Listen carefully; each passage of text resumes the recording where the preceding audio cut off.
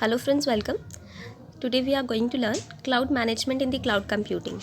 आज हम पढ़ने वाले हैं क्लाउड मैनेजमेंट क्या होती है क्लाउड कंप्यूटिंग के अंदर। सबसे पहले हम पढ़ते हैं कि क्लाउड कंप्यूटिंग जो है उसमें मैनेजमेंट की क्यों ज़रूरत है। It is the responsibility of the cloud provider to manage the resources and their performance. Management of resources includes several aspects of the cloud computing such as load balancing, performance, storage, backups, capacity and deployment. तो ये cloud provider की ही responsibility है कि वो resources को किस तरह से मैनेज करेगा, किस तरह से जो परफॉर्मेंस है उसको वो मैनेज कर रहा है, किस तरह से रिसोर्सेज को मैनेज करना इन द सेंस कि उसके अंदर किस तरह से लोड बैलेंसिंग हो रही है। अगर साइड पे एकदम बहुत सारे कंज्यूमर्स जो हैं वो एप्लीकेशन के लिए रिक्वेस्ट कर रहे हैं तो किस तरह से जो लोड है उसको बैलेंस करना है, किस तरह से उसकी परफॉर्मेंस इंक्रीज करनी है, किस तरह से स्टोरेज जो है वो किस तरह से रहेगा, बैकअप्स रखने साथ में। क्योंकि कई बार क्या होता है कि हमारे पास बैकअप होना उस फाइल का, उस एप्लीकेशन का बहुत ज़रूरी है। तो अगर कुछ ऐसा हार्म हो जाता है हमारी एप्लीकेशन को तो उससे बेटर है कि हमारे पास यहाँ पे बैकअप होना ज़रूरी है।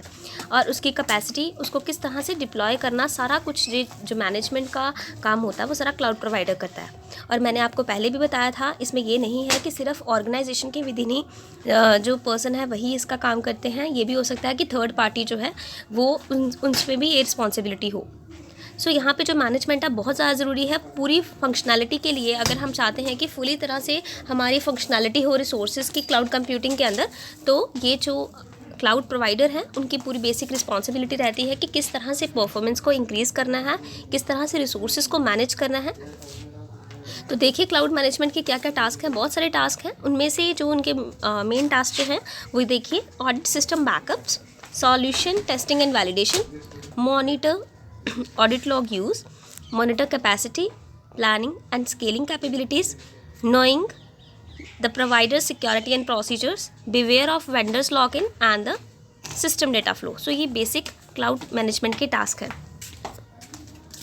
हाँ, एक फ्रेंड बात और सुनिए कि अगर आपने मेरे पिछले वीडियोस अभी तक नहीं देखे हैं तो प्लीज़ एक बारी उन्हें देख लीजिए, ताकि आपको ये जो बेसिक इसके जो कॉन्सेप्ट है वो क्लियर होगा, तभी आपको ये चीज़ ज़्यादा क्लियर होंगी।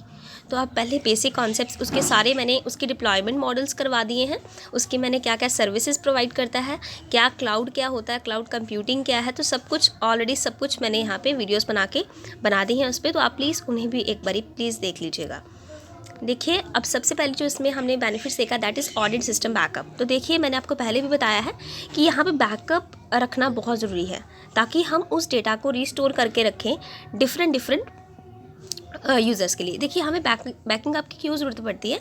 किसी भी कंपनी के अंदर आप फाइल को बैकअप करना, या ऑन साइट कंप्यूटर्स जो होते हैं, जैसे कि two disk that resides within the cloud, ठीक है ना। तो जो भी क्लाउड के अंदर जितना भी डेटा है, जितना भी है, तो उसको ऑन साइट कंप्यूटर्स मतलब जहाँ पे आपका फिजिकल रिसोर्सेज जो है वो प्रेजेंट है, ठीक है, तो वहाँ पे आपका बैकअप करना फाइल को बहुत ज़रूरी है। क्लाउड प्रोवाइडर ये मेन टास्क होता है कि उसे बैकअप करना जो होता है, बैकअप करना होता है डेटा को। आपको पता है कि जो क्लाउड प्रोवाइडर होता है वो डेटा को इनक्रिप्ट कर देते हैं, ठीक है ना। वो डेटा को इनक्रिप्ट करते हैं, वो जानते हैं किस तरह से डेटा इनक्रिप्ट करना है, और ताकि डेटा जो है जो भी उसे एक्सेस करे, और जो बैकअप है वो हम लेते हैं डिफरेंट लोकेशन से, ठीक है। अगर यूज़र को पता होनी चाहिए कि डिटेल्स क्या हैं उस लोकेशंस की, तो यहाँ पे जो बैकअप है वो डिफरेंट लोकेशन से लिया जाता है। अब next is data flow of the system. किस तरह से डेटा फ्लो रहता है कि जो मैनेजर्स हैं they are responsible to develop the diagram describing a detail process flow. तो मैनेजर्स की ही रिस्पॉन्सिबिलिटी है कि इस तरह का डायग्राम उन्हें डेवलप करना है, जिस तरह से वो डिटेल्ड उसकी प्रोसेस की किस तरह से फ्लो होने वाला है, क्या प्रोसेस फ्लो है, तो उसका पूरा डिटेल में डिस्क्राइब करे, उस तरह का डायग्राम बनाए। सो ये जो प्रोसेस फ्लो रहेगा उसमें बताया जाता है कि किस तरह से डेटा जो है मूव करेगा, किस तरह से डेटा मूव करेगा हमारी एक ऑर्गेनाइजेशन का through out the cloud solution.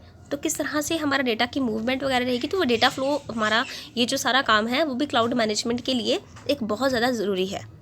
अब देखिए vendor lock in awareness and solutions. अब इसमें क्या है कि manager must know procedures to exit from services of particular cloud provider. अब देखिए मैनेजर को ये भी पता होना चाहिए कि अगर वो एक सर्विस ले रहा है, ठीक है, किसी क्लाउड से सर्विस ले रहा है, तो उसे ये भी पता होना चाहिए कि उसे सर्विसेज से किस तरह से उसे एग्जिट भी करना है। अगर कल को उसे माइग्रेट करने की ज़रूरत पड़ जाती है, अगर वो कल को चाहता है, देखिए अगर उसे कहीं और उसे चीप में मिल गया कि क्लाउड जो सर्विसेज हैं उसे और चिप में मिल गई, वही सर्विसेज जो उसे उस क्लाउड से मिल रही थी बहुत ज़्यादा रेट पे मिल रही थी, तो वो उस तरफ शिफ्ट करेगा, है ना। तो इसमें यही बताया जा रहा है कि उसको एग्जिट करने का क्राइटेरिया भी पता होना चाहिए। और जितने भी प्रोसीजर्स जो हैं they must be refined to enable the cloud managers to export the data of an organization from their system to another cloud provider।